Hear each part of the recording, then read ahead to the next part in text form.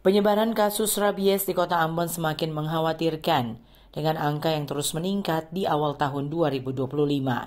Salah satu faktor utama yang menyebabkan lonjakan kasus ini adalah rendahnya tingkat vaksinasi pada hewan peliharaan, terutama anjing.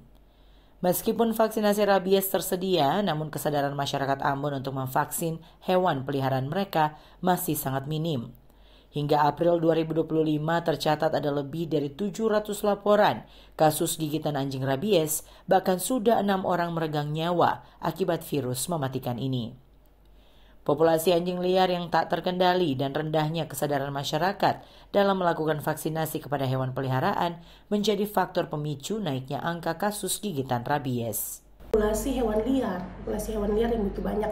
Salah satunya hewan penyebab rabies ya anjing. Anjing liar ini dia berkeliaran begitu banyak dan tidak divaksinasi. Nah, jangankan anjing liar yang tidak divaksinasi, anjing yang punya tuan, yang bertuan saja masyarakat tidak sadar untuk memberikan vaksinasi. Nah, itu yang menyebabkan sehingga tingginya angka kejadian rabies ini. Meski begitu, akademisi dari Program Studi Kesehatan Masyarakat UKIM ini menyambut baik langkah pemerintah Kota Ambon yang telah mengeluarkan edaran untuk mengandangkan seluruh anjing peliharaan. Hal ini mengindikasikan sinyal baik dalam upaya menekan angka kasus rabies.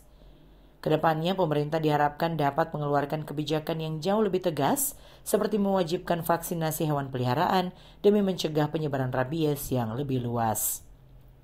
Kolaborasi antar pemilik hewan, pemerintah, dan seluruh elemen masyarakat menjadi kunci utama dalam upaya pengendalian rabies di Ambon. Sebab, rabies bukan lagi sekedar persoalan hewan, tetapi juga menyangkut keselamatan jiwa manusia.